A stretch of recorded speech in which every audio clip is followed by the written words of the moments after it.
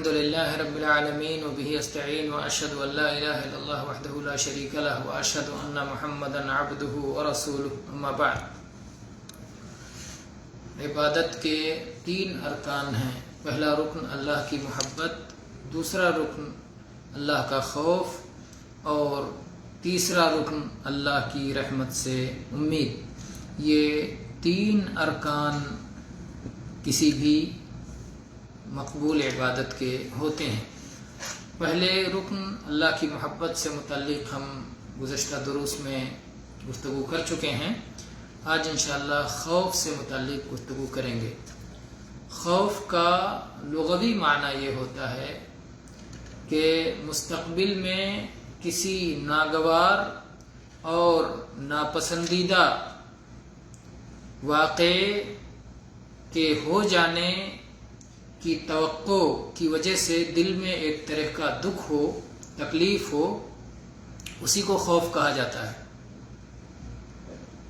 ایک طرح کا ڈر ہوتا ہے دل میں مستقبل میں کسی متعلق امر سے. مسلمان کو اللہ کی سزا سے ڈرنا چاہیے. اس پر فرض ہے کہ اللہ سے ڈرنے کے ذریعے سے، اللہ کے ڈر کے ساتھ میں وہ اللہ کی عبادت کرے. اللہ سے ڈر رکھے، اللہ کی سزا کا خوف رکھے، کیونکہ اللہ بڑی عظمت والا ہے اور اللہ بڑی سخت سزا دینے والا ہے. اللہ تعالیٰ نے فرمایا فَلَا تَخَافُوهُمْ وَخَافُونِ إِن كُنتُم مُؤْمِنِينَ. ان سے مت ڈرو اور مجھ سے ڈرو اگر تم صاحب ایمان ہو. اگر صاحب ایمان ہو تو صرف اللہ کا ڈر دل میں رکھو اور کسی اور کا، اللہ کے سوا کسی اور مخلوق کا ڈر مت رکھو جس طرح سے اللہ کا ڈر ہوتا ہے. اس کی تفصیل ہم دوسرے دروس میں کر چکے ہیں اور آئندہ بھی انشاءاللہ اس کی تفصیل آئے گی کہ خوف کی کتنی صورتیں ہیں اور کون سا خوف شرک ہے اور کون سا خوف شرک نہیں ہے. کیونکہ بعض خوف طبیعی ہوتے ہیں اور وہ شرک کے زمرے میں نہیں آتے، لیکن بعض خوف شرک ہوتے ہیں. ایسے ہی اللہ تعالیٰ نے فرمایا فَلَا تَخْشَوُا النَّاسَ وَاخْشَوْنِي. اور لوگوں سے مت ڈرو، مجھ سے ڈرو. سورہ مائدہ آیت نمبر 44. اور اللہ تعالیٰ نے فرمایا سورہ بقرہ آیت نمبر 40 وَإِيَّايَ فَارْهَبُونِ. اور مجھ سے ہی خوف کھاؤ.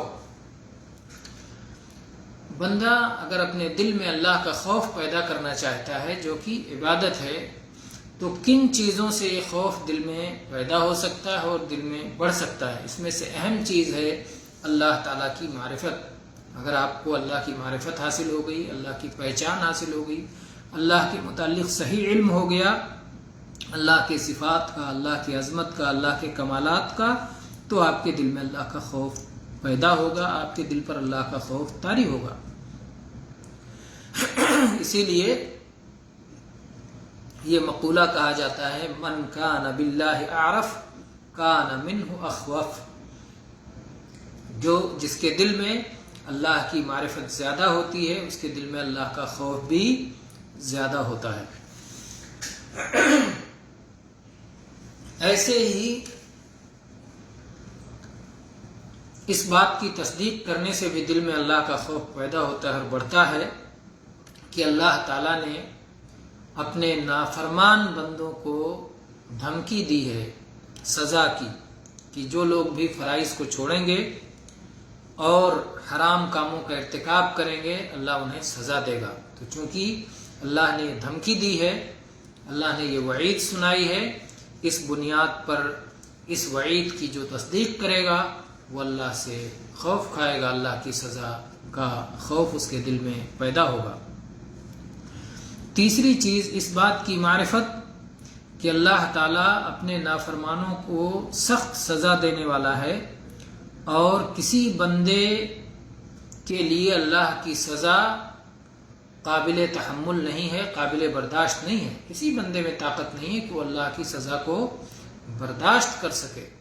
بڑی ہی سخت سزا ہوگی.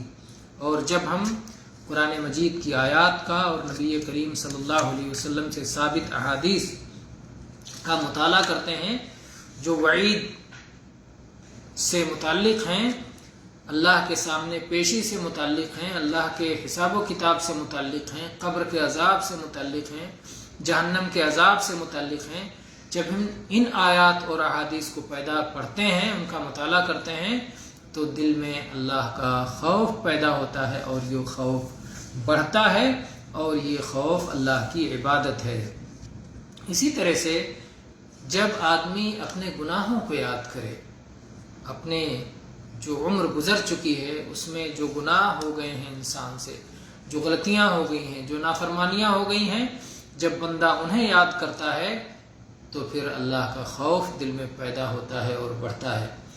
اور اس بات کا خوف جب بندہ اپنے دل میں رکھتا ہے کہ کہیں ایسا نہ ہو کہ توبہ کا موقع نہ مل سکے، کہیں ایسا نہ ہو توبہ کیے بغیر خاتمہ ہو جائے، کیونکہ گناہوں کا جو ارتکاب ہوا ہے اس کی وجہ سے کہیں برا خاتمہ نہ ہو، یا گناہوں پہ جو وہ اڑا ہوا ہے، گناہوں پہ اصرار کر رہا ہے، گناہ پہ گناہ کیے جا رہا ہے اور گناہ سے توبہ نہیں کرتا، اللہ کی طرف واپس نہیں ہوتا،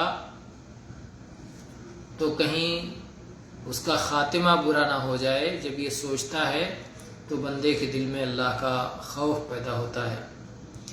اور یہ بات معلوم رہے کہ جب بھی بندے کا ایمان مضبوط ہوگا، بندے کا ایمان زیادہ ہوگا، اور اللہ کے عذاب کی تصدیق اور اللہ کے سخت عذاب کی معرفت ہوگی، تو اسی قدر اللہ کے عذاب کا خوف بندے کے دل میں زیادہ ہوگا۔ اسی لیے علماء کہتے ہیں کہ جسے اللہ کی جس قدر معرفت حاصل ہوگی وہ اسی قدر اللہ تعالیٰ سے خوف زدہ ہوگا، اور حقیقی خوف اور سچا خوف اور قابل تعریف خوف وہ ہے جس کی بنیاد پر ایک بندہ اللہ کی نافرمانی سے باز آ جائے۔ جو خوف اللہ کی نافرمانی کے لیے رکاوٹ بن جائے تو وہ خوف قابل تعریف ہے، ورنہ یوں ہی خوف ہو اور بندہ معصیت کو نہ چھوڑے اور فرائض کا اہتمام نہ کرے تو یہ خوف قابل تعریف نہیں ہے۔ واللہ تعالی عالم، والحمد للہ رب العالمین، وصلی اللہ علی نبینا وسلم۔